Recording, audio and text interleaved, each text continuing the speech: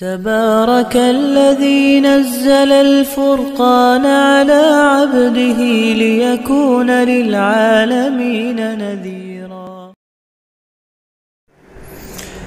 حضرت ابو ہریرہ رضی اللہ تعالی عنہ فرماتے ہیں کہ نبی پاک صلی اللہ تعالی علیہ وسلم نے ارشاد فرمایا،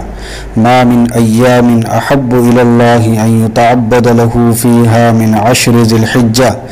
یعدل صیام کل یوم منها صیام سنہ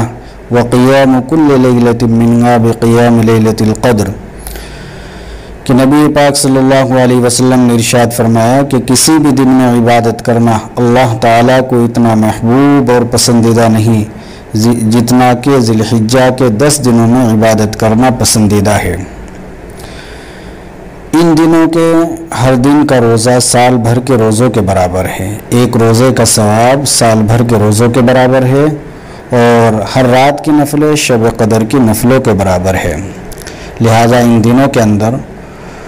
خوب عبادت کا، اعمال صالحہ کا اہتمام کرنا چاہیے، اور روزوں کا بھی اہتمام کرنا چاہیے، گناہوں سے پرہیز کرنا چاہیے، اور اپنے گناہوں پر ندامت و شرمندگی ہو، توبہ و استغفار کا اہتمام ہو،